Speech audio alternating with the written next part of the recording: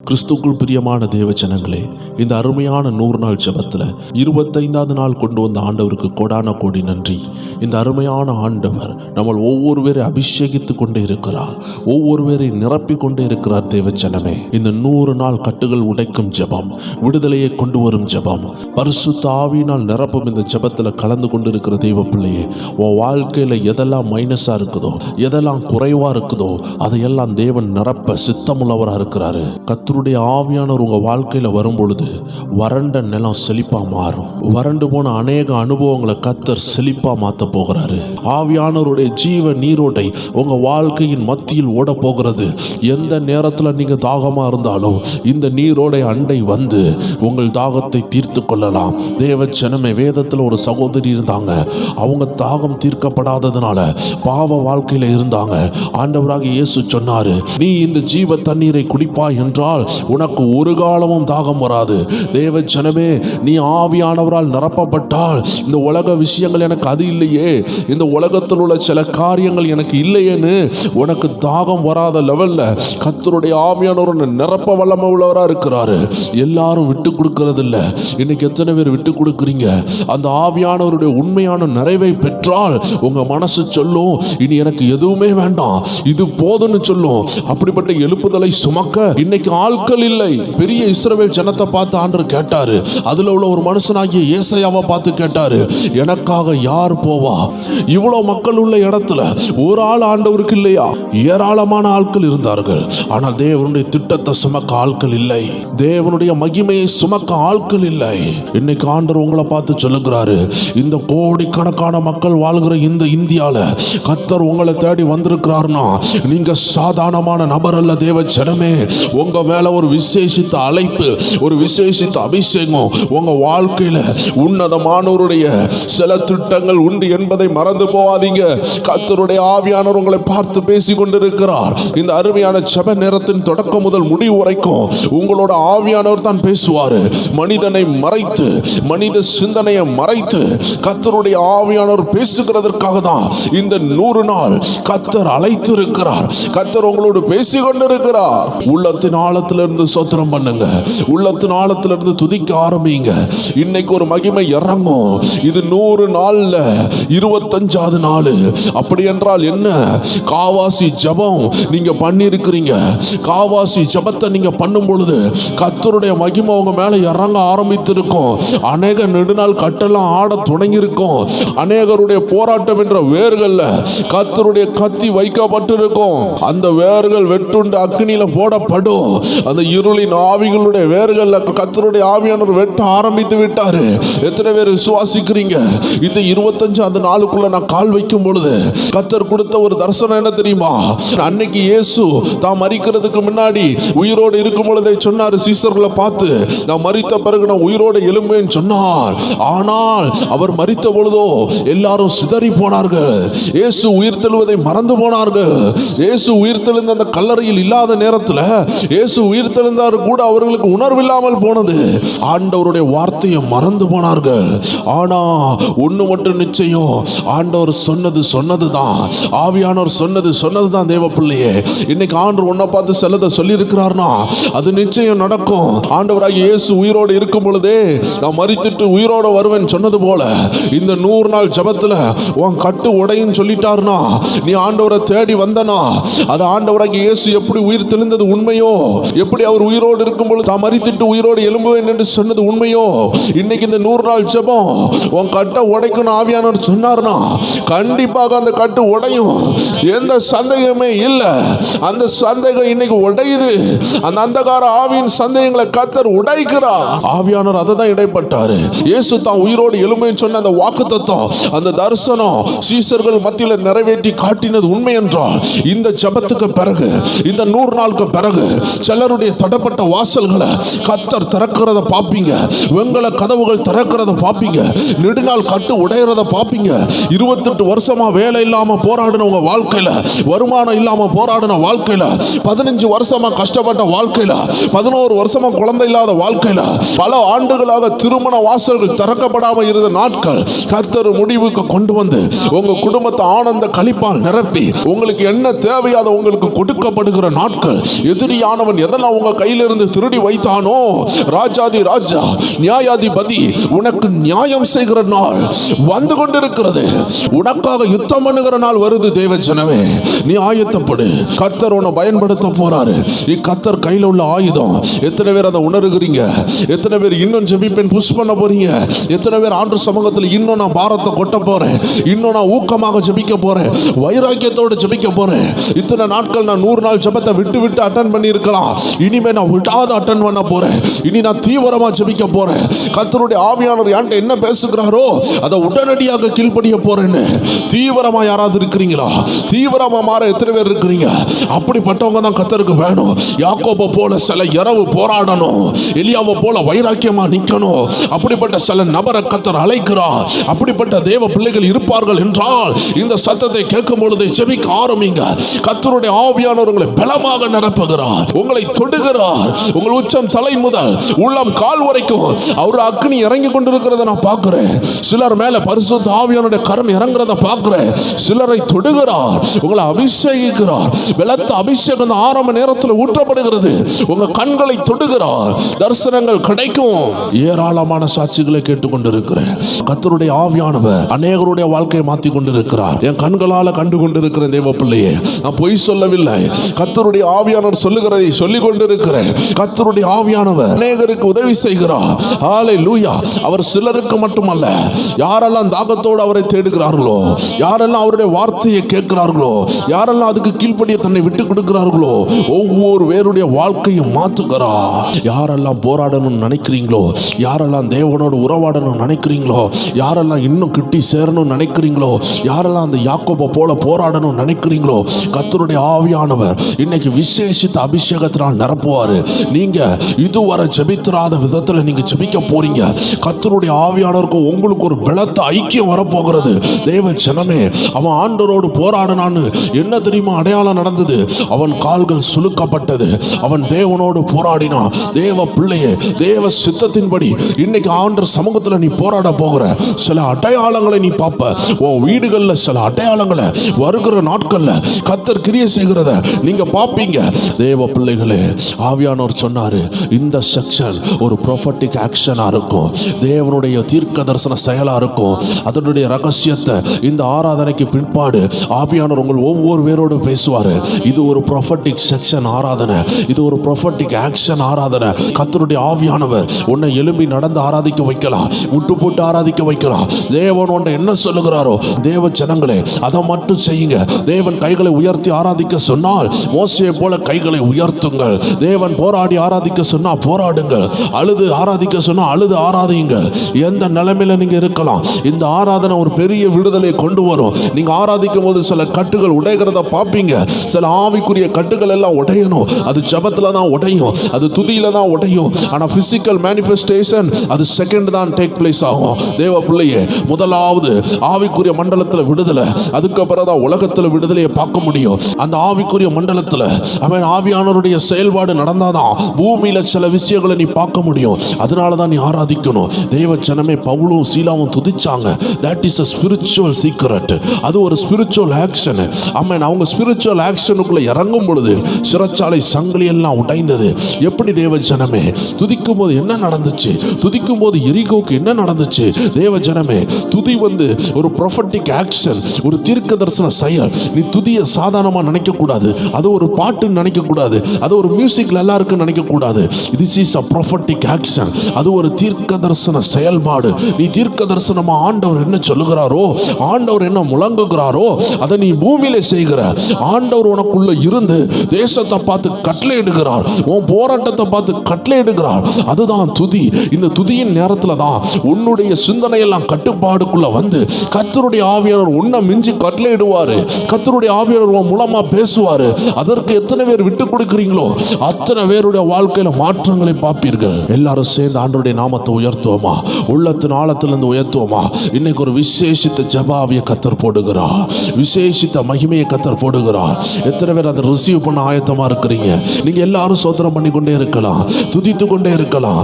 இந்த பாடல் பாடும் பொழுது நீங்க இருக்கிற இடத்துல இருந்து ஆண்டவர் உள்ளத்தின் ஆழத்துல இருந்து சோதனம் பண்ணி துதிங்க. கர்த்தருடைய ஆவியானவர் உங்களை பலப்படுத்துவார்.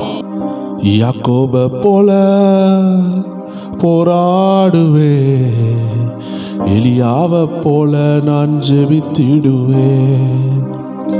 யாக்கோபை போல நான் போராடுவேன், எலியாவை போல நான் ஜெபித்திடுவேன். விடமாட்டேன் விடமாட்டேன், யாக்கோபை போல விடவே மாட்டேன். எத்தனை பேர் சொல்வீங்க?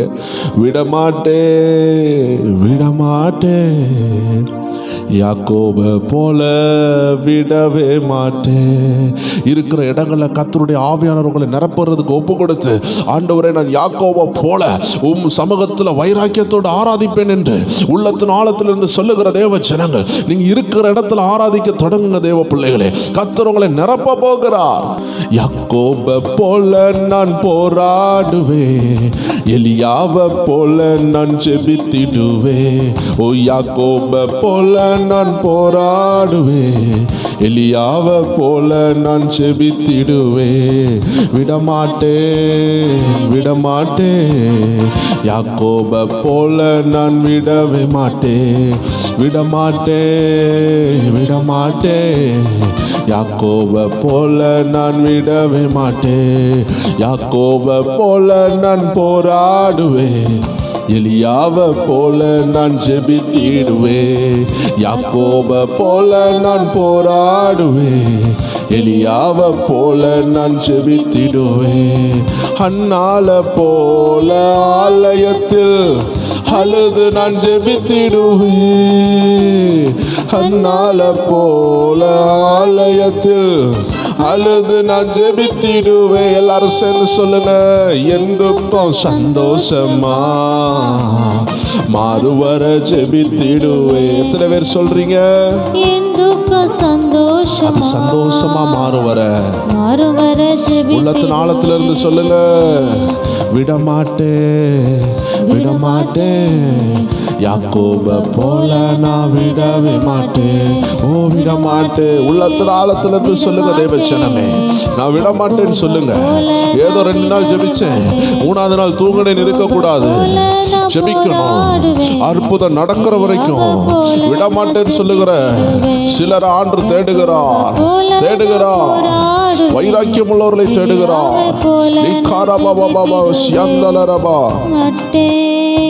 விடமாட்டேன், யாக்கோபை போல நான் விடவே மாட்டேன். விடமாட்டேன் விடமாட்டேன், யாக்கோபை போல விடவே மாட்டேன். கர்மேல் பர்வதத்தில் நின்றிடுவேன், அக்கினி இறங்கும் வரை ஜெபித்திடுவேன். கர்மேல் பர்வதத்தில் நின்றிடுவேன், அக்கினி இறங்கும் வரை ஜெபித்திடுவேன். எலியாவின் தேவனே இறங்கி வாருமையா, எலியாவின் தேவனே இறங்கி வாருமையா. ஓ விடமாட்டேன் விடமாட்டேன், யாக்கோபை போல நான் விடவே மாட்டேன். ஓ விடமாட்டேன் நான் விடமாட்டேன், யாக்கோபை போல நான் விடவே மாட்டேன். ஓ விடமாட்டேன் விடமாட்டேன், யாக்கோபை போல நான் கர்மேல் பர்வதத்தில் நின்றிடுவேன். அக்கினி இறங்கும் வரை ஜெபித்திடுவேன். ஒரு அக்கினியா மேல இறங்குற வர, ஒரு ஜபாவியா குடும்பத்துல வருகிற வர நான் விட மாட்டேன். ஏதோ வாரத்துக்கு ஒரு நாள் சபைக்கு போறவனா இருக்க மாட்டேன். நான் டெய்லி ஜெபிப்பேன். தானியேலை போல டெய்லி ஜெபிப்பேன்னு எத்தனை பேர் சொல்றீங்க? அப்படிப்பட்டவங்களுக்கு அபிஷேகம் வரும். அப்படிப்பட்டவங்களை அபிஷேகம் உயர்த்தும். வாரத்துக்கு ஒரு நாள் ஆண்டவரை தேடிட்டு அபிஷேகம் கிடைக்கலன்னு சொன்னா அபிஷேகம் வராது தேவ ஜனமே. ஒவ்வொரு நிமிடமும் இருதயம் துடிக்கணும். ஒவ்வொரு மணிக்கூர் ஆண்டவரை துதிக்கணும். உன் இருதயம் துடிக்க துடிக்க துடிக்க கர்த்தருடைய அபிஷேகம் மேல இறங்கும். என தாகம் உள்ளவனை ஆண்டவர் நிரப்புவார். யாக்கோபை போல நான் போராடுவேன், எலியாவை போல நான் ஜெபித்திடுவேன். அந்த யாக்கோபை போல நான் போராடுவேன், எலியாவை போல நான் அன்னாளை போல ஆலயத்தில் அழுது நான் ஜெபித்திடுவேன். அண்ணால போல ஆலயத்தில் அழுது நான் ஜெபித்திடுவேன். என் துக்கம் சந்தோஷமா மாறுவர ஜெபித்திடுவேன். ஓ என் துக்கம் சந்தோஷமா மாறுவர ஜெபித்திடுவேன். விடமாட்டேன். எத்தனை பேர் சொல்றீங்க தேவச்சனமே, நான் விடமாட்டேன். அண்ணாளுக்கு எத்தனை நாள் நிந்தனை இருந்துச்சு, அந்த நிந்தனை மாறாம போச்சா? நீங்க ஆண்டவரை தேடுகிற விதத்துல தேட ஆரம்பித்தால், பரலோக கதவை தட்டுகிற விதத்துல தட்டினால் உங்களுக்கு ரிசல்ட் உண்டு. ஆமென் ஆமென். கர்த்தர் ஒரு ரிசல்ட் தருவாரு. கர்த்தர் ஒரு ரிசல்ட் தருவாரு. ஆமென். எலியாவ போல நான் ஜெபித்திடுவேன். ஓ விடமாட்டேன் விடமாட்டேன். யாக்கோப போல சொல்லுங்க சொல்லுங்க, யாக்கோப போல விடமாட்டேன்பா. ஓ அந்த அண்ணால போல நான் ஆலயத்துல அழுது ஜெபிப்பேன்பா. உங்க சமூகத்துல அழுது ஜெபிப்பேன் ஆண்டவரே. போல ஆலயத்தில் அழுது நான் ஜெபித்திடுவேன். ஓ ஆண்டவர் சமூகத்தில் அழுது ஜெபிப்பேன் ஆண்டவரே. என் கண்ணீர் தேவ கரத்துல விழுகிறது, அது வீணாகவில்லை. என் துக்கம் சந்தோஷமா மாறுவர ஜெபித்திடுவேன். கபாராசியா பெற்றுக்கொள்ளுங்க. அபிஷேகம் இறங்குது தேவ பிள்ளையே. விடமாட்டேன் விடமாட்டேன். யாக்கோப போல நான் விடவே மாட்டேன் விடமாட்டேன். ஒரு பலத்த அபிஷேகம் இறங்குறத பார்க்கிறேன். ஒரு பலத்த மகிமை இறங்குறது. சிலரை எல்லாம் கர்த்தர் தொட்டு கொண்டு இருக்கிறாரு. சிலருடைய உச்சம் தலையில பரிசுத்த ஆவியானவர் தொடுகிறாரு. சிலருடைய காதுகளை கர்த்தர் தொடுகிறார். உன் காது திறக்குது. பரிசுத்த ஆவியின் சத்தத்தை நீ கேட்ப. இனிமே ஆவியானவர் உன்னோடு பேசுவார். மகனே, உன் ஜாப்ல என்ன நடக்கு, உன் பிசினஸ்ல என்ன நடக்கு, உன் ஜப வாழ்க்கையில என்ன நடக்கு, உன் குடும்பத்துல என்ன நடக்கு, யார் அந்த பிரச்சனை, அந்த பிரச்சனையின் காரணம் யார் என்று ஆவியானவர் தெளிவாக பேசுவார். பெற்றுக்கொள்ள அபிஷேகத்தை உன் மேல் கர்த்தர் போடுகிறார். அந்த பலத்தின் ஆவியானவர் இறங்குகிறார். உன் இருண்ட வாழ்க்கையில ஒரு பிரகாசம் வருகிறத நான் பார்க்கிறேன். சிலருடைய வாழ்க்கையில ஒரு வெளிச்சத்தின் ஆவியானவர் இறங்கி கொண்டிருக்கிறத பார்க்கிறேன். உங்க வாழ்க்கையில உள்ள இருள் மாறுகிறது. யாக்கோப போல நான் விடவே மாட்டேன். தாவீத போல அனுதினமும் துதித்து நான் மகிழ்ந்திருப்பேன். தாவீத போல அனுதினமும் துதித்து நான் மகிழ்வேப்பா. ஆமென். கோலியாத்து வந்தாலும் இயேசுவின் நாமத்தாலே முறியடி. அந்த கோலியாத்து வந்தாலும் ஆமென். இயேசு நாமத்தாலே முறியடிப்பே. விடமாட்டேன். ஓ விடமாட்டேன். யாக்கோப போல நான். இந்த விசுவாச பாடலை பாடும் பொழுது ஆண்டவர் ஒரு வைராக்கியத்தினால் நிரப்புகிறார், ஒரு கிருபையினால் நிரப்புகிறார். இதுவரை தாண்ட முடியாத சிலதை தாண்டுகிறீங்க. இந்த ஆராதனையில கர்த்தர் சிலருடைய கரங்களை பிடித்து தூக்குறத நான் பார்க்கிறேன். சிலருக்கெல்லாம் ஆஸ்பத்திரியில அடிக்கடி போக வேண்டிய நிலைமை. இந்த ஆஸ்பத்திரி கட்ட உடைக்கிறாரு. ஒரு சகோதரி ஆண்டவர் காட்டுகிறார். உங்கள் கைகளை பிடித்து தூக்குகிறார். சகோதரியே, உங்க வாழ்க்கையில நீங்க இதை அனுபவிப்பீங்க.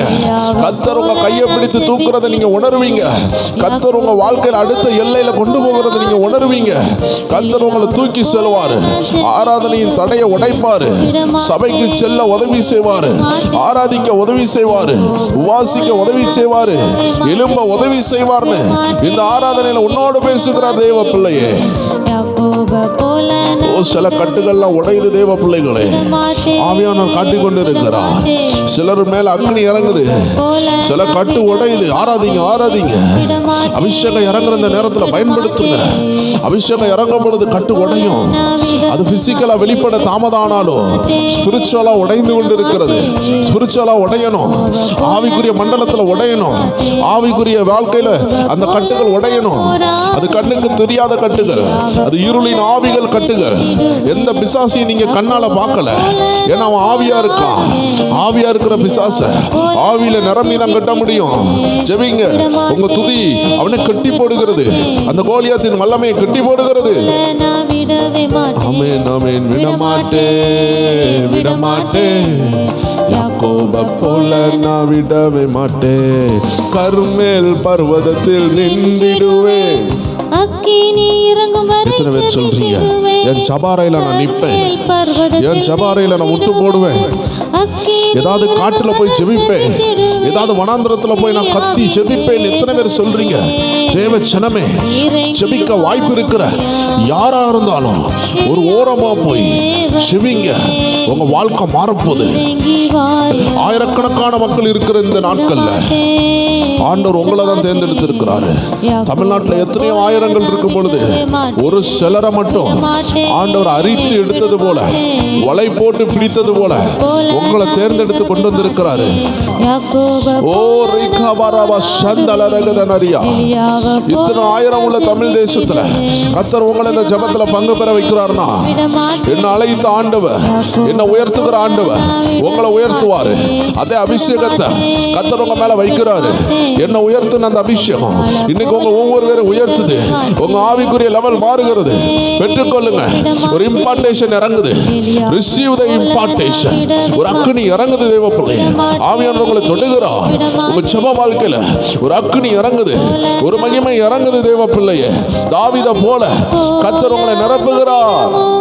துதித்து நான் மகிழ்ந்திடுவேன். தாவீதை போல அனுதினமும் துதித்து நான் மகிழ்ந்திருப்பேன்.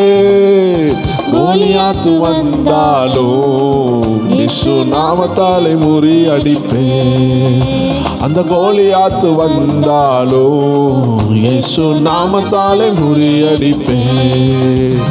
விடமாட்டேன், நான் விடமாட்டேன், யாக்கோப போல நான் விடவே மாட்டேன்.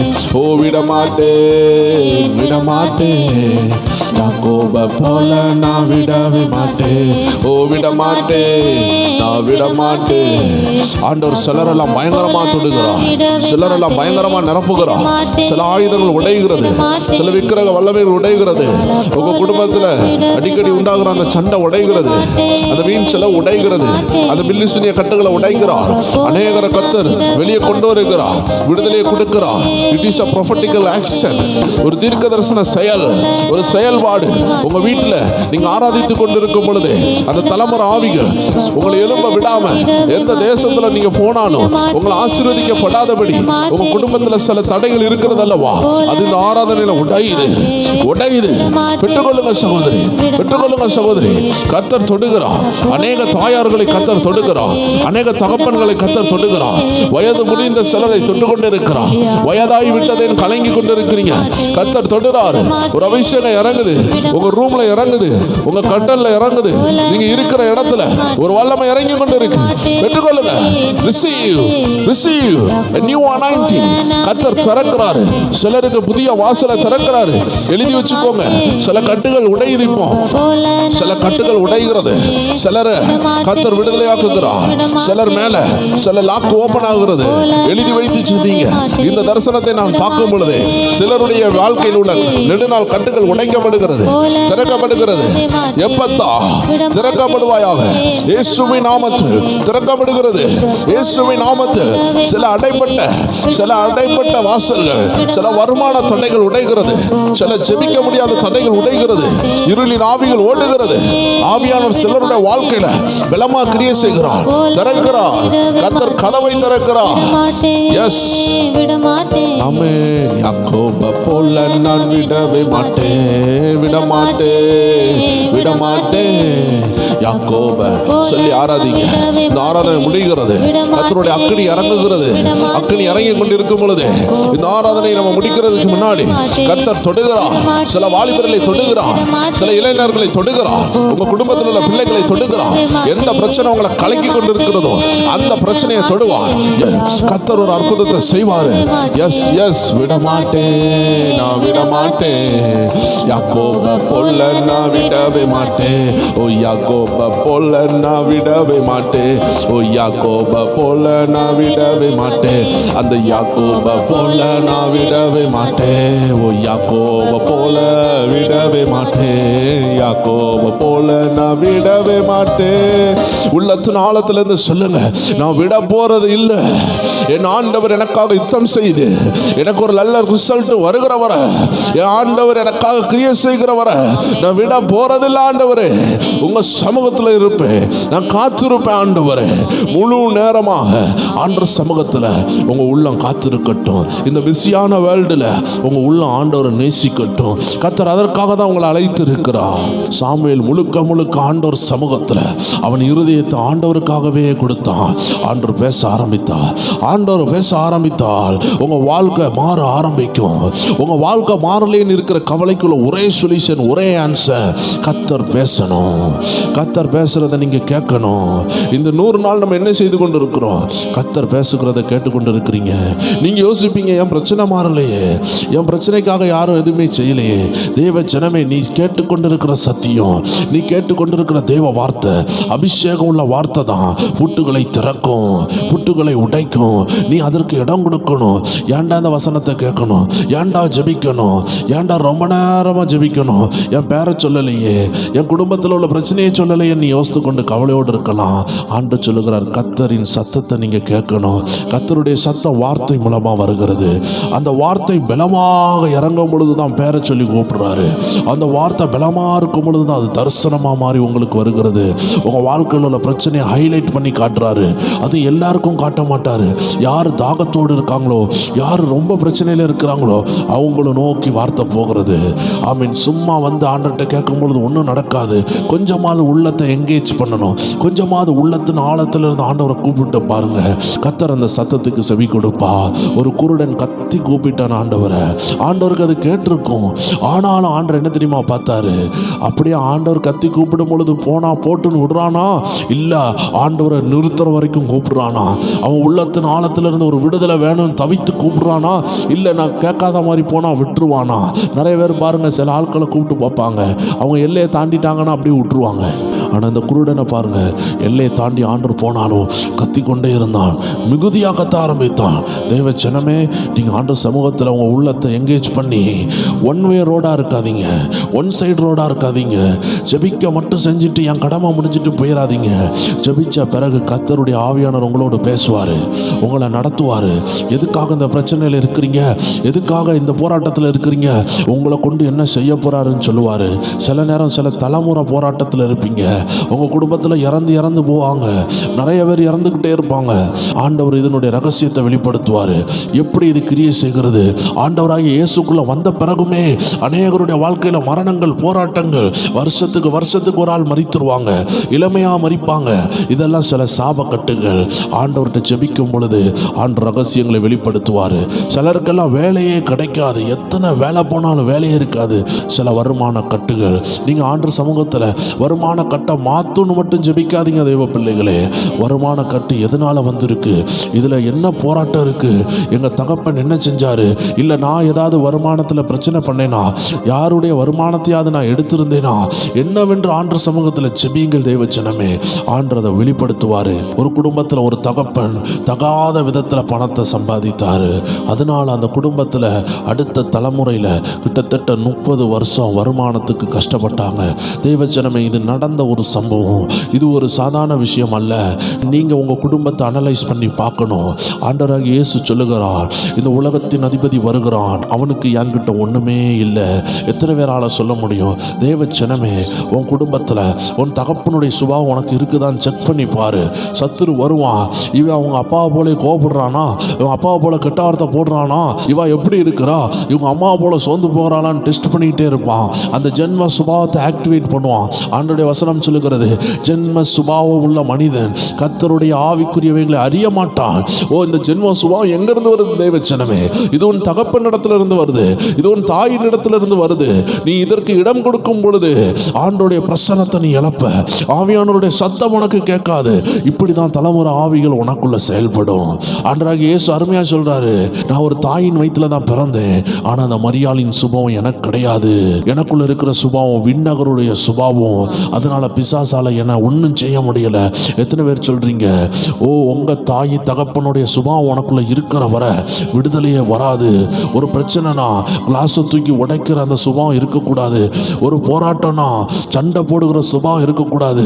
ஆண்டவரை போல தாழ்மையா போகிற சுபாவம் வரலன்னா உனக்கு விடுதலை வராது தேவச்சனமே. அதனால தான் நிறைய கிறிஸ்தவங்க ஜெபித்து ஜெபித்து ஏமாந்து போறாங்க. எங்க கேரக்டர் மாறலையோ, எங்க சுபாவம் மாறலையோ, அங்க ஆவியானவருக்கு கிரியை செய்ய முடியாது. அங்க பிசாசு தான் கிரியை செய்வான். அதனால தான் ஆண்டவர் அந்த அத்திமரத்தை பார்த்துட்டு பழம் இல்லாததுனால, அது பச்சையா இருந்துச்சு ஆனா அதுல கனி இல்லை, அதுல கனி இல்லாததுனால அது பட்டு போகும்படி கட்டளையிட்டாரு. தேவச்சனமே, ஒரு மனிதன் கேட்டாரு, அதுல பழம் வர வைக்கிறதுக்கு கட்டளையிட வேண்டியதானே? தேவச்சனமே, பழத்தை வர வைக்கிறது அந்த மரத்தினுடைய பொறுப்பு. தேவச்சனமே, இன்னைக்கு கர்த்தர் உன்ட கனி எதிர்பார்க்கிறாரு. கனி தானா வரட்டும்னு அவர் சொல்ல மாட்டாரு. கனி எப்படி தெரியுமா வரும்? தேவனுடைய சமூகத்துல தேவ வார்த்தையை நீ கேட்டா மட்டும்தான் கனி வரும்.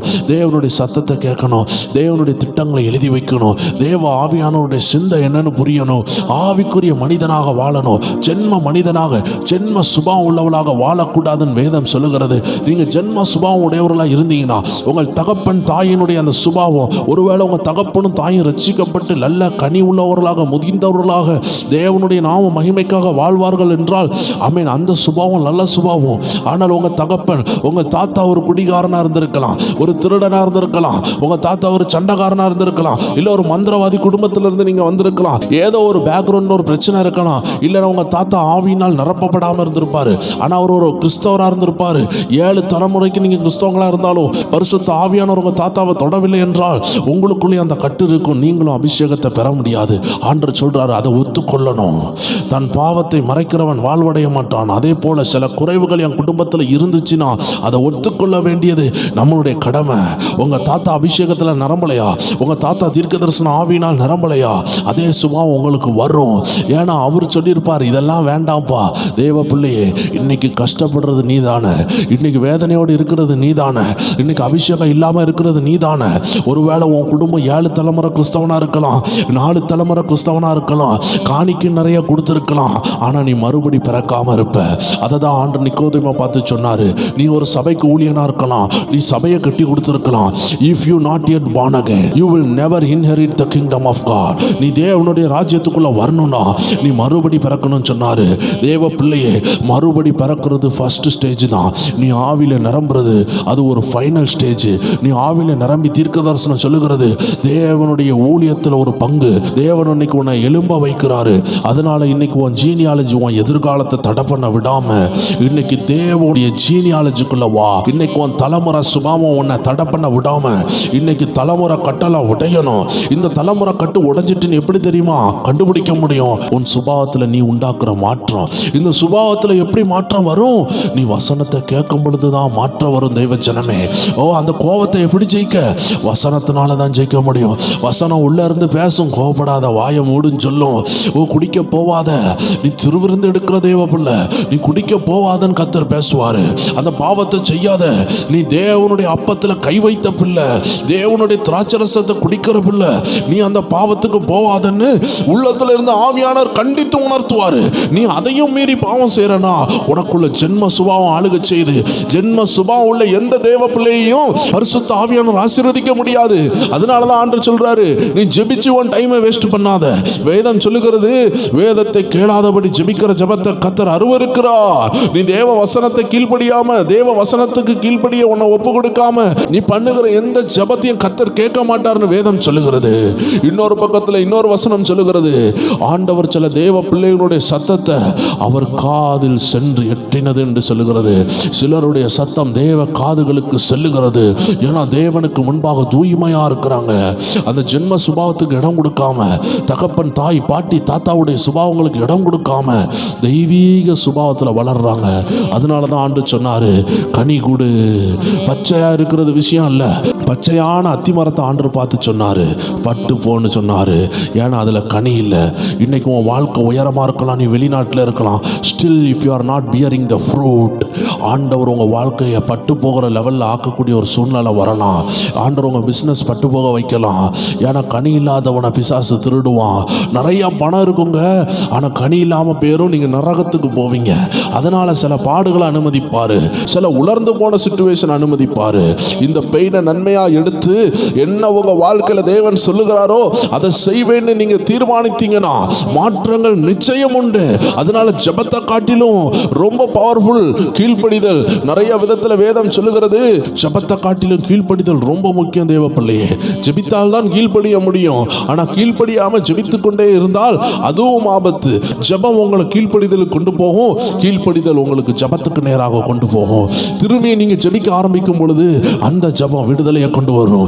எந்த ஜெபம் விடுதலையை கொண்டு வரும்? தேவ ஜனமே, கீழ்ப்படியாத ஜெபம் அல்ல, கீழ்ப்படிகிற ஜெபம். உங்களால கீழ்ப்படிய முடியலையா? இந்த 100 நாள் தேவ வசனத்தை தெளிவா கேளுங்க. தேவ ஆவியானவர் பேசுவாரு, உங்க வாழ்க்கையின் மைய கருத்தை பேசுவாரு. தேவ ஜனமே, ஆயிரக்கணக்கான மக்கள் பார்க்கறதுனால எல்லா நேரமும் உங்க விஷயத்தை பேசுவாருன்னு இல்லை. சில நேரம் உங்க சகோதரனுடைய விஷயத்தை பேசுவாரு, உங்க சகோதரிகளுடைய விஷயத்தை பேசுவாரு, அவங்க வாழ்க்கையில் என்ன பிரச்சனை இருக்குன்னு பேசிட்டு இருப்பாரு. அதனால 100 நாள் அட்டன் பண்ணும் பொழுது உங்க காரியங்கள் நிறைய வெளிப்படும். அதெல்லாம் எழுதி எடுங்க. ஆமென். உங்களை இந்த ஜெபம் உங்களை கீழ்ப்படிய உதவி செய்யும். கீழ்ப்படியும் பொழுது நீங்கள் ஜெபிக்க ஆரம்பிப்பீங்க. அந்த கீழ்ப்படிதல் உள்ள ஜெபம், அந்த கருத்து உள்ள ஜெபம் விடுதலையை கொண்டு வரும். ஏன் எலியாவின் ஜெபத்திற்கு மட்டும் பதில் கிடைத்தது? ஏன் இயேசுவின் ஜெபத்திற்கு மட்டும் பதில் கிடைத்தது? ஏன் பவுலின் ஜெபத்திற்கு மட்டும் பதில் கிடைத்தது? ஏன் நமது ஜெபத்திற்கு பதில் கிடைக்காதா? ஏனென்றால் அநேக அறியாமை உள்ள ஜெபம், ஆவியானவரால் நடத்தப்படாத ஜெபம், கீழ்ப்படியாமை உள்ள ஜெபம்.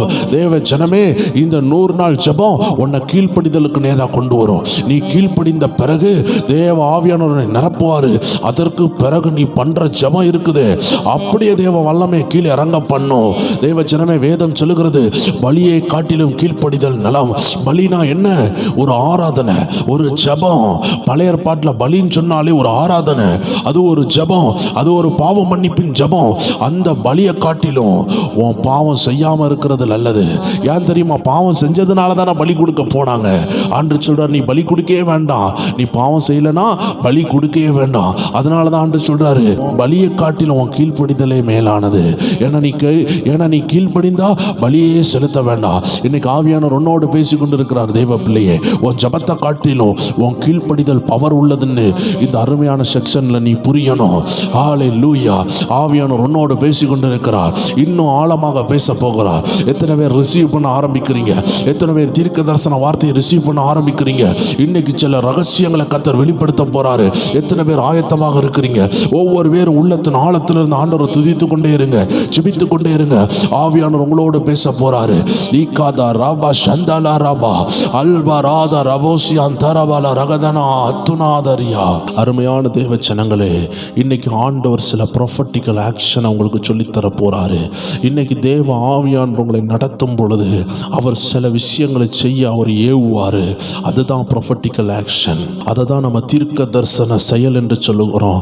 தீர்க்க தரிசன செயலை குறித்து இன்னைக்கு அநேக தேவ பிள்ளைகளுக்கு தெரியாது. ஆனால் தேவன் சொல்லுகிறது தான் தீர்க்க தரிசன செயல். இன்னைக்கு சில ஆழமான ரகசியங்களை கர்த்தர் உங்க வாழ்க்கையில எப்படி அற்புதங்களை செய்வாரு. வெயிட்டிங் டைம்ல காத்திருக்கிற தெய்வ பிள்ளைகளுக்கு சில ரகசியங்கள் தெரியணும். தேவ ஜனமே, உன் தரிசனத்துக்கு உயிர் கொடுக்கிறதே அந்த வெயிட்டிங் டைம் தான். தேவ பிள்ளைகளே, இன்னைக்கு சில ஆழமான ரகசியங்களை கர்த்தர் பேச போகிறாரு. எத்தனை பேர் ஆவியில் அதை ரிசீவ் பண்ண ரெடியா இருக்கிறீங்க? ஆவியில் ரிசீவ் பண்ண சோத்திரம் பண்ணி கொண்டே இருந்தாலே போதும். அநேகர் கேட்குறாங்க, நான் ஜெபிக்க முடியல, தூக்கமாக வருது, கொட்டாய் வருது. கொட்டாயை எதிர்த்து நீங்கள் சோத்திரம் பண்ணணும், தூக்கத்தை எதிர்த்து நீங்கள் சோத்திரம் பண்ணணும். ஆண்டவருடைய வார்த்தையை தெளிவாக கேட்க ஆரம்பிக்கணும். கண்களை மூடி வார்த்தையை மட்டும் கேளுங்க. சோத்திரம் பண்ணி கொண்டே கேட்டீங்கன்னா அந்த தூக்கத்தின் ஆவியை ஜெயிக்கலாம். ஆமென். அந்த பலவீனத்தின் ஆவியை ஜெயிக்கலாம். இந்த 100 நாளும் பங்கெடுங்க. அந்த பொல்லாத ஆவிகள் உங்களை விட்டு வெளியே போகும் பொழுது அந்த தூக்கத்தின் வல்லமைகள் எல்லாம் அழியும். அது என்ன ஆவியானவர் சொல்லுகிற செயல்? தேவ ஜனமே, வேதத்தில் பல பல செயல்களை ஆண்டவருடைய பிள்ளைகளை கொண்டு ஆண்டவர் செஞ்சிருக்கிறார். சில நேரம் ஆண்டவர் பாருங்களேன் சில ரகசியங்களை பேசுவார். பாருங்களேன், ஆண்டவர் மோசேனிடத்துல சொன்னார், இந்த கற்பாறையை பார்த்து பேசுன்னு சொன்னார். அவன் ஜனத்தினுடைய ப்ரெஷர் தாங்காம அந்த கற்பாறையை என்ன செஞ்சிட்டாரு, அடிச்சிட்டாரு. அது ஒரு ப்ரொஃபட்டிக்கல் ஆக்ஷன். தேவன் ஒன்று சொல்றாருன்னா அதுக்கு கீழே சில ஆசீர்வாதம் இருக்கும். அந்த ஆசீர்வாதத்தை நம்ம சில செயல்பாடை நம்ம செய்யணும். பாருங்க, மாறா மதுரமாக மாறினது எப்படி? அந்த ஜனங்கள் நடந்து வந்த இடத்துல தான் அந்த குச்சி, அந்த கம்பு இருந்துச்சு. அந்த கம்பை வெட்டி என்ன செய்யணும், அந்த கம்பை வெட்டி அந்த நதியில் போட்டிருந்தா அது ஸ்வீட் ஆகிருக்கும். ஆனால் எந்த மக்களுக்கும் அந்த ரகசியம் தெரியாது. அவங்க வந்த அந்த பாதையில் தான் அந்த கம்பு இருந்துச்சு. ஆனால் ஆண்டவர் மோசேயை பார்த்து சொன்னார், அந்த கம்பை வெட்டி நீ அந்த தண்ணியில் போடு, அந்த தண்ணியில் உள்ள கசப்பு மதுரமாக மாறும். தேவ ஜனமே, இதுதான் ப்ரொஃபட்டிக்கல் மூவ், இதுதான் ப்ரொஃபட்டிக்கல் ஆக்ஷன். ப்ரொஃபட்டிக்கல் ஆக்ஷன்ல நடக்கிறது கூட இருக்கும், பேசுறது இருக்கும், பார்க்கிறது இருக்கும், சில நேரம் வெயிட் பண்றது இருக்கும். பாருங்க, வாக்கிங் கூட ப்ரொஃபட்டிக்கல் ஆக்ஷன் தான். அது தேவன் உங்கள்கிட்ட நடக்க சொன்னார்னா அது ப்ரொஃபட்டிக்கல் ஆக்ஷன், அது தீர்க்க தரிசன செயல். பாருங்க, லூக்கா 4:1 மத்தேயு 4:1 ஒரே வசனம் தான் இருக்கும். பிசாசினால் சோதிக்கப்படும்படிக்கு இயேசுவை பரிசுத்த ஆவியானவர் வனாந்தரத்துக்கு நேராக நடத்தினார். Jesus is just walking. அவர் நடந்து போகிறாரு. அந்த நடப்பயணம் என்ன தெரியுமா சொல்லுது? It is a prophetic action. இது ஒரு தீர்க்க தரிசன செயல். ஏன்னா சாத்தானை ஜெயிக்கிற ஒரு செயல் அங்கே நடக்க போகுது, உபாசிக்கிற ஒரு செயல் நடக்க போகுது. ஆண்டவராகிய இயேசு கிறிஸ்துனுடைய வல்லமையான ஊழியம் தொடங்குறதுக்கு முன்னாடி பிசாசின் வல்லமைகளையும் அவனுடைய கிரியைகளையும் ஜெயிக்கிறதுக்கு ஆவியானவர் ஒரு ப்ரொஃபட்டிக் வாக்கு கொண்டு வந்தார், ஒரு தீர்க்க தரிசன நடப்பயணத்தை கொண்டு வந்தார், ஒரு தீர்க்க தரிசன ஜெப பயணத்தை கொண்டு வந்தார். தேவ ஜனமே, அந்தகார ஆவிகளுடைய கைகளில் இருந்து தப்புவித்து ஆசீர்வாதத்தை உனக்கு கொண்டு வந்து உன்னை உயர்த்தணும்னா உனக்கு சில ப்ரொஃபட்டிக் ப்ரேயர் டைம் வரும், உனக்கு சில ப்ரொஃபட்டிக் ப்ரேயர் டிராவல் வரும். அந்த ப்ரொஃபட்டிக் டிராவல், அந்த ப்ரொஃபட்டிக் பயணம் அப்படின்னா என்ன? தீர்க்க தரிசன பயணம், தீர்க்க தரிசன ஜெப பயணம் வாழ்க்கையில் வரும். இது என்ன தெரியுமா முன்குறிக்குது? உனக்கு ஒரு பெரிய விடுதலை இருக்குதுன்னு ஆவியானவர் அதன் மூலமாக சொல்லுகிறார். வேதத்தில் பார்க்கும்பொழுது ஆதியாகமம் 13:17 ஆண்டவர் ஆபிரகாமை பார்த்து சொன்னாரு, நீ எழுந்து தேசத்தின் நீளமும் அகலமும் எம்மட்டோ அம்மட்டும் நடந்து திரி என்று சொன்னாரு, உனக்கு அதை தருவேன். ஹல்லேலூயா. ஆண்டவருடைய வார்த்தை ஆதியாகமம் 13:17 எவ்வளவு அருமையா சொல்லுகிறது. நீ நடந்து திரி. நீ நடந்து திரிய ஆரம்பிக்கும் பொழுது உன் கால் படுற இடம் எல்லாம் என் பிரசன்னம் படுது, உன் கண் பார்க்கும் பூமி எல்லாம் என் பிரசன்னம் படுது. இன்னைக்கு ஆண்டவர் சிலரை நடக்க சொல்லுவார்னா நீங்க நடக்கணும். உங்களை எழும்பி நடக்க சொன்னார்னா நீங்க நடக்கணும். உங்களை துதிக்க சொன்னா நீங்க துதிக்கணும். உங்களை உபாசிக்க சொன்னா நீங்க உபாசிக்கணும். ஏன் தெரியுமா? ஆவியானவர் உங்களை சில ப்ரொஃபட்டிக் ஆக்ஷனுக்குள்ள கொண்டு போறாரு. இன்னைக்கு சிலரை தீர்க்க தரிசன செயல்பாடுக்கு கொண்டு போறாரு. தேவ ஜனங்களை, ஒரு தண்ணியை நம்ம ஜோம் பண்ணி குடிக்கிறோமே, இன்னைக்கு அநேகர் கிண்டல் அடிக்கிறாங்க. தண்ணியை ஜோம் பண்ணி குடிக்கிறான், தண்ணியை வீட்டை சுத்தி தெளிக்கிறான். தேவ பிள்ளைகளை இன்னைக்கு அநேகருக்கு தெரியல. ஜென்ம சுபாவம் உள்ளவங்களால ஆவிக்குரிய விஷயங்களை புரிய முடியாது. ஆண்டவர் செஞ்ச சில விஷயங்களை கூட ஜனங்களுக்கு ஏற்றுக்கொள்ள முடியாது. ஆண்டவராகிய இயேசு கொஞ்சம் உமிழ் நீரை எடுத்து அதை மண்ணில் உமிழ்ந்து அந்த மண்ணை பெரட்டி ஒரு மனிதனுடைய கண்களில் தேய்க்கிறாரு. இதை இந்த காலத்தில் உள்ள மக்கள் பார்த்தாங்கன்னா இது ஒரு தேவையில்லாத விஷயம், இது ஒரு ஐயரவான விஷயம். இந்த தேவகுமாரனாகிய இயேசுக்கு ஆமென் ஒரு ஜபத்தை பண்ணி சுகாக்க முடியாதா, கைகளினால் தொட்டு சுகாக்க முடியாதா நினைப்பாங்க. தேவ பிள்ளையே, ஒவ்வொரு அற்புதத்துக்கு பின்னாடியும் ஆவியானவருடைய வார்த்தை உண்டு. அந்த வார்த்தைக்கு கீழ்ப்படிந்தால் மட்டும்தான் அற்புதம் நடக்கும். அப்ப ஆண்டவராகிய இயேசு கிறிஸ்துக்கு ஆவியானவருடைய வார்த்தை உண்டாயிருக்கும்.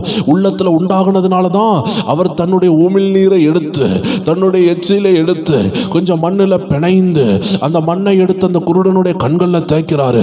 அதை போய் ஒரு குளத்துல கழுவ சொல்றாரு. This is a prophetic action.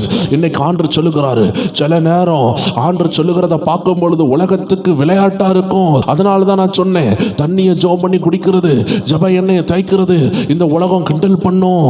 தேவ ஜனமே, that is a prophetical action. அதை ஜென்ம சுபா உள்ளவங்க புரிந்து கொள்ள முடியாது, ஆனா ஆவிக்குரியவங்க புரிந்து கொள்வாங்க. That is a command from God. That is a instruction from God. That is the point of contact. அது ஆவியானவர் உன்னை தொடுகிற ஒரு நுழைவாயில், அது ஆவியானுடைய பிரசன்னம் உனக்குள்ள செல்லுகிற ஒரு அருமையான நுழைவாயில். அது கர்த்தருடைய திட்டம். அது ஆவியானவர் உன்னுடைய பேசுகிறத நீ உணர முடியும். உன் விசுவாசம் இன்னும் கூடும். அது ஆவியானவர் சில தீர்க்க தரிசன செயல்பாடுகளை செய்ய வைக்கிறார். ஒரு அருமையான தேவ மனிதன் இருந்தாரு. அந்த தேவ மனிதனிடத்துல சென்று ஒரு குடும்பத்தார் சொன்னாங்க, ஐயா, தினமும் ஒரு மலைப்பாம்பு என்னுடைய வீட்டுக்குள்ள வருகிறது, அதனால என் பிள்ளைகளுடைய தூக்கம் எல்லாம் போகிறது, என் பிள்ளைகள் நடுராத்திரியில் எழும்புகிறாங்க, தூங்க முடியல, இந்த பாம்பை கொல்லவும் முடியல, அதை கொல்லுகிறதுக்குள்ள வேகமா ஓடுது, அது பலத்த பாம்பா இருக்கிறது, தினமும் என்னை கொடுமைப்படுத்துகிறது, என் குடும்பத்தை கொடுமைப்படுத்துகிறது. அந்த நாட்கள்ல கரண்டுகள் இல்லாத நாட்கள், விளக்குகள்ல வாழுகிற நாட்கள். அந்த இரவு நேரத்தில் அந்த பாம்பு வரும் பொழுது, மிட் நைட் 12 மணி 1 மணிக்கு வரும் பொழுது, இந்த பிள்ளைகள் கிட்ட வழி அது உரசி போகும் பொழுது அந்த தாயினுடைய உயிரே போயிட்டு வரும். ஏன்னா அந்த மலைப்பாம்புன்னு சொல்லுகிறது கேட்டீங்கன்னா, அது ஒரு சின்ன பிள்ளைகளை முழுங்க வல்லமை உள்ளது. அது மான் குட்டிகளையும் பூனை குட்டிகளையும் ஆட்டுக்குட்டிகளையும் முழுங்கக்கூடிய பெரிய உருவம் கொண்டது. ஆனால் தேவ கிருபையினால யாரையுமே விழுங்கல. ஆனால் இது வீட்டுக்குள்ள வருதுனாலே ஏதாவது ஒரு ஆபத்து தான். அந்த நாட்களில் குடிசைகள் உண்டு, கதவுகள் இருக்காது, ஏதோ விதத்தில் அது வீட்டுக்குள்ள நுழையுது. ஏன்னா ஓலை வீடுகளில் எப்படினாலும் அது நுழைஞ்சிரும். தேவ பிள்ளைகளே, இந்த அருமையான தாயார் அந்த தேவ மனுஷன்ட்ட போய் ஜெபிச்சாங்க. அந்த தேவ மனுஷன் அந்த வீட்டுக்கு வந்தாரு. எந்த ரூட்ல இருந்து அந்த பாம்பு வருதுன்னு கேட்டாரு. அந்த குறிப்பிட்ட ரோடை காமிச்சாங்க. இப்படி தான் வருது, இந்த ஒரு வாசல் தான் இருக்குதுன்னு சொன்னாங்க. அவர் அந்த ரோட்டில் ஒரு கம்பை எடுத்து ஜோம் பண்ணி ஒரு லைன் போட்டாரு. அந்த லைனை போட்டுட்டு சொன்னாரு, இனிமேல் மலைப்பாம்பே இந்த லைனை தாண்டி இந்த அருமையான ஜப குடும்பத்துக்குள்ள வரக்கூடாதுன்னு ஒரு கட்டளை இட்டாரு. அடுத்த நாள் பார்த்தீங்கன்னா தேவ ஜனமே, காலையில் அந்த லைன் கிட்ட அந்த மலைப்பாம்பு செத்து கிடந்துச்சு. தேவ ஜனமே, இது ஒரு உண்மையான சம்பவம், இது உண்மையான சாட்சி. வேதத்தில் கூட பாருங்க, ஆண்டவர் சமுத்திரம் வந்து எல்லை மிஞ்சி வரக்கூடாதுன்னு ஒரு லைன் வரைஞ்சாரு. என் ஆண்டவர் ஒரு லைன் வரைஞ்சாருன்னா அது வரைஞ்சது தான். எத்தனை பேர் விசுவாசிக்கிறீங்க? That is the prophetic action. அது கர்த்தருடைய ஆவியினால் சொன்னது. கர்த்தருடைய ஆவியானவர் ஒவ்வொரு அற்புதங்களுக்கு பின்னாடியும் ஒவ்வொரு செயல்பாடு வச்சிருப்பாரு. அந்த செயல்பாடை நீ கண்டுபிடிக்கணும். தேவ ஜனமே, உனக்கு வேலை இல்லையா? உன் குடும்பத்துல வறுமையா? உன் குடும்பத்துல படித்தவர்கள் இல்லையா? குடும்பத்தோட வெளிநாட்டில் இருக்கிறீங்க, ஆனா உங்க கணவர் குடித்து கொண்டே இருக்கிறாங்க, உங்க பிள்ளைகள் இந்த உலகத்துக்கு ஏற்ற விதமா போய் கொண்டு இருக்கிறாங்களா? தேவ ஜனமே, கர்த்தருடைய ஆவியானவர் என்ன சொல்லுகிறாருன்னு கவனிங்க. அதுக்குள்ள ரகசியம் இருக்கும். பிசாசனுடைய தந்திரமே, ஆவியானவர் என்ன சொல்லுகிறாருன்னு கேட்க விட மாட்டான். அப்ப அந்த குடிகார ஆவிக்கு பின்னாடி சில ஆவிகள் இருக்கும். நீங்க ஜெபிக்க தொடங்குனீங்கன்னா கர்த்தருடைய ஆவியானவர் காட்டுவாரு. சிலப்போ உங்க கணவருடைய குடும்பத்துல யாராவது குடிகளை சேல்ஸ் பண்ணியிருப்பாங்க, ஆதி காலத்துல ஏதாவது பாவத்தில் இருந்திருப்பாங்க. கஞ்சா குடி போதைகளை அவங்க வந்து வித்திருப்பாங்க. அந்த ஆவி உங்க கணவர் மேல இருக்கும். அந்த ஆவி உங்க பிள்ளைகளுக்குள்ள நுழையலான்னு பார்க்கும். நீங்க ஜெபிக்க மறந்து வேலைக்கு போறதுல பிஸியா இருந்தீங்கன்னா உங்க பிள்ளை குடிகாரனா மாறுகிறதுல இருந்து யாராலையும் தடுக்க முடியாது. ஏன்னா this is a generational spirit. அது ஒரு தலைமுறை ஆவி. அது தகப்பனுக்குள்ள இருந்து பிள்ளைகளுக்குள்ள பாய்ந்து கொண்டிருக்கிற ஆவி. ஒரு வியாதி ஒரு தகப்பனுக்கு இருக்கும் பொழுது அந்த வியாதி பிள்ளைக்கு வர்றது ஆச்சரியம் இல்லாத விஷயம் என்றால், ஆவிக்குரிய வியாதிகளும் வரும். தேவ பிள்ளைகளே, this is the spiritual transaction, this is the spiritual impartation. இது ஒரு ஆவிக்குரிய பகிர்ந்தளிப்பு. உனக்குள்ள ஆவியானவர் இருந்தால் உன் பிள்ளைக்குள்ளே ஆவியானவர் செயல்படுவார். ஆனா உனக்குள்ள அசுத்தாவி இருந்தா உன் பிள்ளைகளுக்குள்ளே அதே அசுத்தாவி போகிறதற்கு 5 நிமிஷம் கூட ஆகாது. ஆச்சரியப்பட வேண்டிய அவசியம் இல்லை. நீ கோபப்படுறனா உன் பிள்ளையும் கோபப்பட்டுக்கிட்டே இருக்கும். நீ படிக்கலையா உன் பிள்ளையும் படிக்காது. இதை எப்படி ஜெயிக்க? கர்த்தருடைய ஆலோசனை, கர்த்தர் தருகிற ஆலோசனை, அருமையான ஆலோசனை. கர்த்தரோடு உறவாடும் பொழுது சில ஆலோசனைகளை ஆண்டவர் தருவாரு. சில பிள்ளைகள் பிரெக்னன்ட் ஆக மாட்டாங்க. ஏன் தெரியுமா? அவங்க கனவுல சில சர்ப்பம் வரும், அவங்க கனவுல சில யானைகள் துரத்தும், சில பன்னிகள் துரத்தும், சில மாடுகள் துரத்தும். சில சர்ப்பம் வந்து அந்த பிள்ளைய கலைக்கிறத பார்ப்பாங்க, ஒரு முட்டை உடைகிறது போல பார்ப்பாங்க. தேவ ஜனமே, அவங்க படுத்திருக்கிற அறையில சர்ப்பத்தை பார்ப்பாங்க, அவங்க இருக்கிற இடம் எல்லாம் அந்த சர்ப்பத்தை பார்ப்பாங்க. தேவ பிள்ளைகளே, இந்த சர்ப்பத்துக்கு ஸ்பெஷல் என்ன தெரியுமா? அது முட்டையை குடிக்கும், அது முட்டையை விழுங்கும், அது முட்டையை உடைக்கும். இதுதான் அந்த சர்ப்பத்துக்கு ஸ்பெஷல். எந்த பறவை முட்டை போட்டிருந்தாலும் இது அந்த கூண்டுல ஏறி அது முழுங்கும். ஆண்டவர் உங்க கனவுல இதை காட்டுறாருன்னா நீங்க சும்மா ஜெபம் பண்ணா போறாது. அந்த சர்ப்பத்தின் வல்லமையை அழித்து ஜெபிக்கணும். அதற்கு உங்களை ஆயத்தப்படுத்தணும். தேவ ஜனமே, இப்படிப்பட்ட சொப்பனங்களை ஆண்டவர் காண்பித்துட்டு இருக்கிறாருன்னா நீங்க ஆபத்து உபவாசத்தில் இருக்கீங்க, நீங்க ஜெபிக்க ஆரம்பிக்கணும். இந்த சொப்பனத்தை கண்டுகொள்ளாம, ஆண்டவர் காட்டுகிற தரிசனத்தை கண்டுகொள்ளாம எத்தனை வருஷம் பிள்ளை வரட்டும் ஜெபம் பண்ணாலும் பிள்ளை பெறவே முடியாது. ஏனென்றால் இது ஒரு மருத்துவ ரீதியான பிரச்சனை கிடையாது, இது பூமியில் உள்ள சரீரத்தில் உள்ள பிரச்சனை கிடையாது, இது வானமண்டல ஆவியின் பிரச்சனை.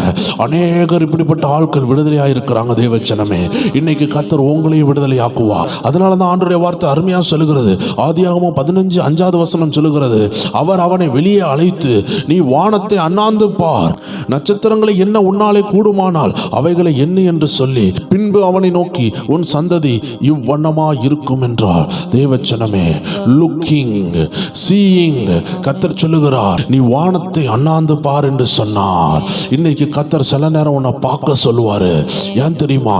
சிலதை காண்பித்து தருவாரு. இத்தனை நாள் நீ பார்க்காததை கர்த்தர் உனக்கு காட்டுகிறார்னா, இத்தனை நாள் நீ பண்ணாத ஜெபத்தை நீ பண்றனா, உன் வாக்குத்தத்தத்துக்கு கிட்ட வந்துட்ட. கர்த்தர் உன்னை உயர்த்துகிற நேரம் வந்துட்டு. ஆண்டவர் சொன்னாரு, நீ மேல் நோக்கி பார். It is a prophetical action. அது ஒரு தீர்க்க தரிசன செயல். அவன் மேல் நோக்கி பார்க்கும் பொழுது அவன் எதிர்காலத்தை பார்க்கிறான். ஆண்டவர் சொல்லுகிறார், இந்த நட்சத்திரத்தை நீ என்ன கூடுமானால் உன்னுடைய ஆசீர்வாதத்தை நீ என்ன முடியும். ஏன்னா நட்சத்திரத்தை யாராலையும் என்ன முடியாது, உன் ஆசீர்வாதத்தை யாராலையும் என்ன முடியாது. தேவ ஜனமே, இன்னைக்கு கர்த்தர் உன்னை பார்த்து சொல்லுகிறார், கர்த்தர் உன்னை நடக்க சொன்னா நீ நடக்கணும், கர்த்தர் உன்னை பார்க்க சொன்னா நீ பார்க்கணும். கர்த்தர் உன்னோடு ஏதோ ஒன்று செய்ய சொல்றாரு. இந்த 100 நாள் ஜெபிக்க சொல்லி இருக்கிறாரா, நீ ஜெபித்துப்பா, கர்த்தருடைய திட்டம் உன் வாழ்க்கையில் நிறைவேறும். அதனோடு முடியல தேவ ஜனமே.